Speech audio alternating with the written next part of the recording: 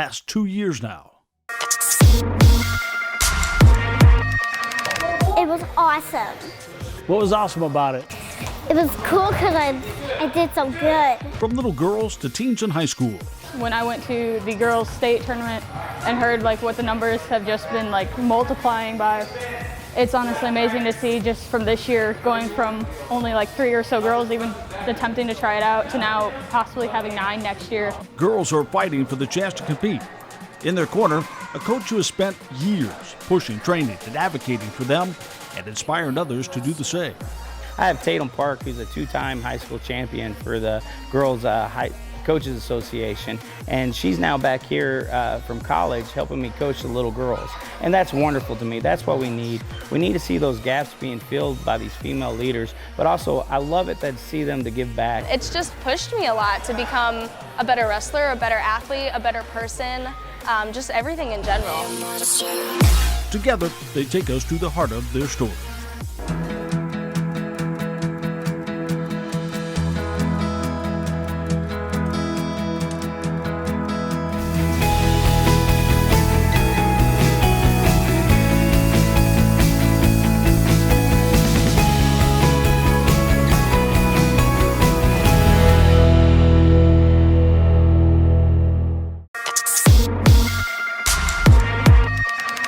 My name is Tatum Park. I am 19 and I am actually in college right now, but I came back home for this semester, and so I help out a lot here with the youth girls. Why is this important to you?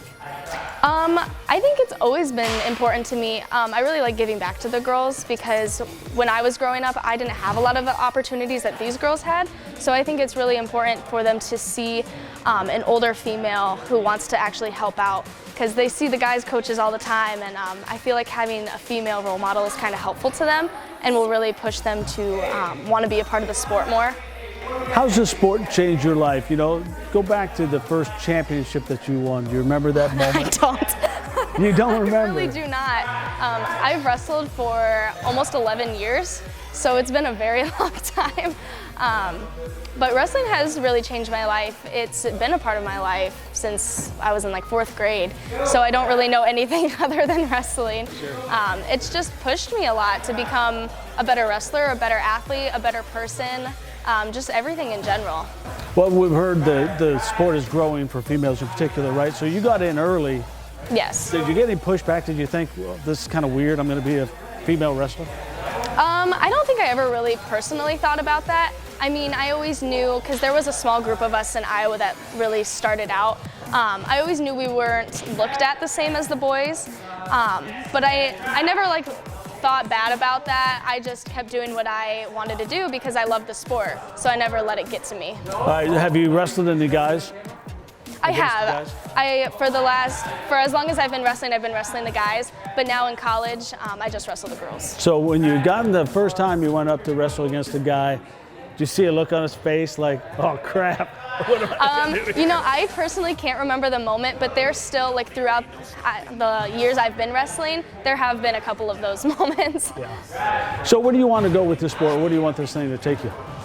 To take me personally? Yeah. I just really want to coach.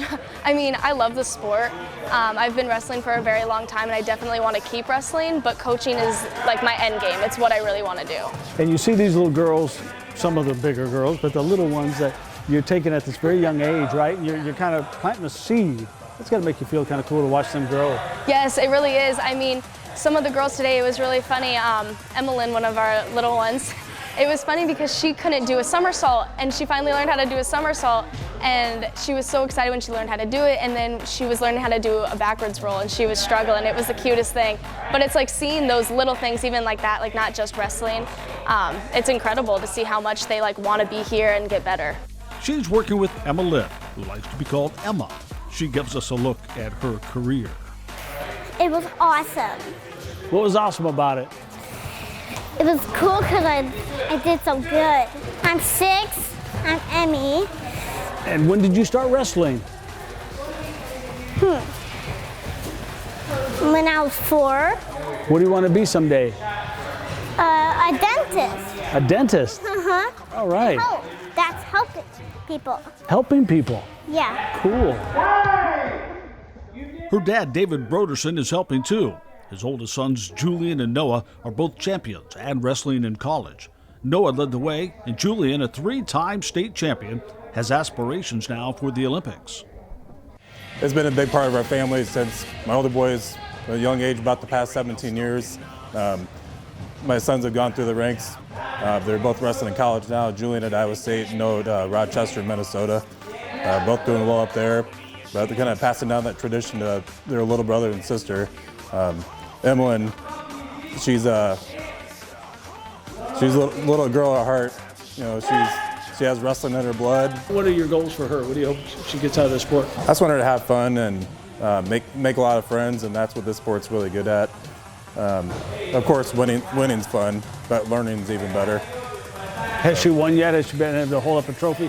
So last year, at our very last tournament, she won her last match. She was 1-16 for the year, but that was a real proud moment for the both of us and my wife too. And now she's hooked.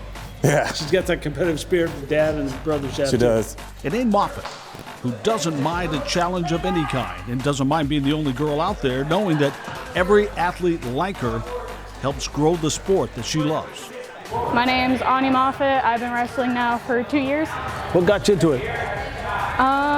Just wanting to do team sports at school. My parents suggested doing wrestling since I've been doing martial arts for so long.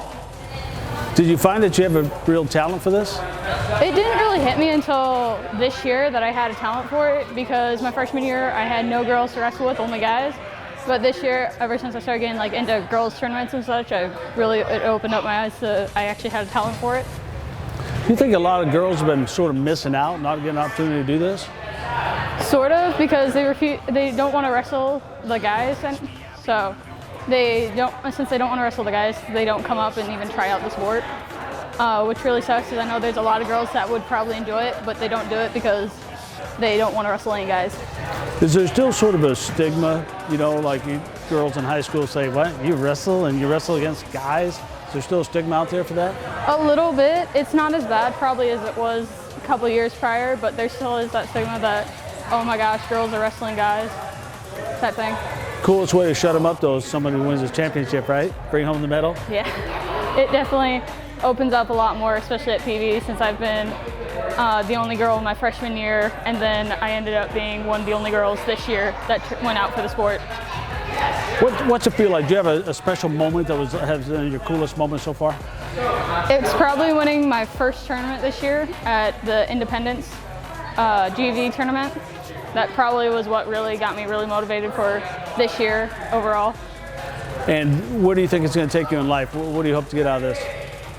It's mainly just to make friends and have fun with school, get involved with the school sports and such.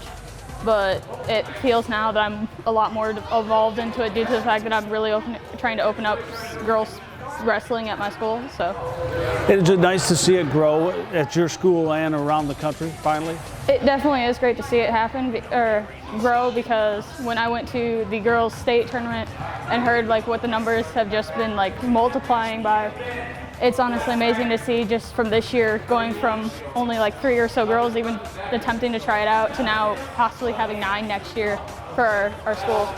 So you're sort of in early, right? You're like one of the trailblazers here. Trying to be. Ella Schmidt definitely really inspired that a lot too, to try and get something opened up for PV and such. Well, and like the college coach here, that she's here helping younger girls too, right? It's people like that help the next generation? Of course it does. It really does. It opens it up to a lot of different girls saying, hey, that there's stuff like this going on. And the man behind all of this. Dozens and dozens of girls at all levels all across this country. Jason Lloyd is AAU Wrestling National Women's Director, Iowa Women's Director, and Rising Knights Wrestling Coach. This is his life. So Jason, quick recap, what got you into this sport and what got you into this position of coaching? Yeah, so what got me in the sport was my sons coming up, and they did really well in wrestling. My son Eli, he was a state champ for Pleasant Valley, and that's really how I started coaching. I ended up starting coaching girls as I was coaching the boys. We began having girls like Ella Schmidt who came onto the mat, and then they didn't really have anybody in their corner. They had a coach, but as a division or a group or even tournaments, they didn't really have a whole lot when we first started. And how much have you seen it grow now? Give us sort of an update from, I know you've been fighting to get them to be able to compete at the high school level, right? As part of the schools and not just in club or groups. Yeah, that's correct. So right now, sanctioning is what everybody wants to see happen. And we're waiting on the girls' union to make that happen. Unfortunately, here in Iowa, we have two different sanctioning bodies. We have one for the boys, one for the girls, and that's pretty different than most states. The boys' side, the Iowa High School Association, they'd sanction today if you let them. But the girls' side, they don't have wrestling, so we're trying to get them to come on board. And the way we do that is getting administrators to send in sanctioning support letters that say they'll support a team right now, how they're going to pay for it, and that they're going to facilitate with coaches. This year we actually did really well, and there was over 600 girls that came on with almost half the schools included, had some female participation across the state of Iowa, which is huge. And so the numbers there at the Coaches Association's Girls State, which is kind of an unofficial sanctioned girls state in high school, you know, that again grew, and next year we may even be looking at districts for them to divide that number up. As you watch girls wrestling across this country, it seems to be exploding everywhere. Oh yeah. Yeah, so the numbers across the country, it is the #1 growing sport across the country, period. That's not just boys, that's not just girls, it's the #1 growing sport. The girls, they love it. They don't have very many contact sport opportunities, so they really enjoy wrestling, and they're able to, you know, step on the mat, same as the boys, and have a good time. And what do you think they're finding that they're surprised with, that they're getting out of this sport? The confidence, I think, goes a long way. Most of the girls, especially whenever they're able to wrestle other girls, their confidence boosts and builds, and they feel good about themselves. They get the exercise, they get a, you know, that exertion you get from wrestling out on the mat that, like I said, is kind of denied them in many other ways. And you say some people go, girls shouldn't be wrestling because then they have to wrestle against guys and that's awkward. What do you support? What should it be? Well, actually, so I support something similar like a lot of the states like Nebraska did. Nebraska failed when they first took a vote for their pilot and emerging sports status. And the reason they failed was because even though supporting coaches wanted to vote yes, they had to vote no because they were smaller schools. I actually could see it very much more like cross country or other things where you may have smaller schools with the same coach or the same practices. Bowling is that way. And so on the larger schools like North Scott, they have a full team. Waverly Shell Rock, they have a full team. They can facilitate that. They can facilitate those coaches. The smaller schools, they're going to need to be able to rely on that singular volunteer coach and those small rooms of boys to help build as partners. And so they kind of need to see a co-ed flexibility there for the smaller schools. Now, when the girls wrestle, do they wrestle other girls? So right now, we have, I believe it was 25 or 26 sanctioned Iowa High School Association events that Louis Curtis and them added a girls division to. And so at those events, they're able to wrestle other girls. And those events' popularity is growing great, just like the girls' state did for the Iowa High School Association. It piggybacked off of an Iowa High School Association event. So in those opportunities, when we're providing them, they're growing. Otherwise, they have no choice but to wrestle with the boys.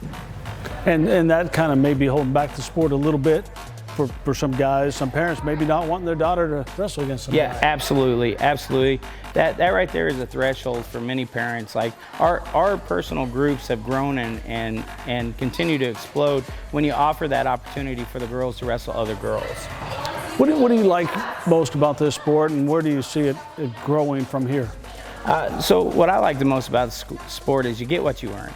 So the work you put in is what you're going to end up earning. We've had many champions across many ways, both boys and girls, that we've helped coach, whether when I was at Pleasant Valley or over here at Assumption, and they always get what they earn. And so watching those girls and develop determination and the grit and being able to go after it and be a champion or have an opportunity to step on the line, that teaches them more than just the sport. It teaches them self-reliance so that they can take that into life. And you see that across the board with wrestlers as it is. And when the girls come back years later and say, hey, something you taught me or something I learned here on this mat changed my life, How does that make you feel? Oh, it makes me feel great, and I've had that with several boys. It's very nice right now that I'm able to see girls start even giving back. I have Tatum Park, who's a two-time high school champion for the girls' coaches association, and she's now back here from college helping me coach the little girls. And that's wonderful to me. That's what we need. We need to see those gaps being filled by these female leaders, but also I love it to see them to give back and to help each other. And fittingly, the last word from this comes from all of them, fighting for one goal.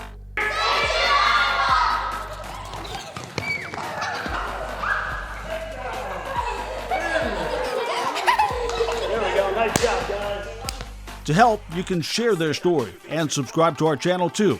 And hear more from champions and trailblazers and their parents, including moms who wish they had had the opportunity just like this. Check it out on our podcast and YouTube story. Wrestling with Change, Girls Fighting to Compete. That's episode 7 on our podcast. Please subscribe, share with a friend, help us grow. This is The Heart of the Story with Gary Mativier.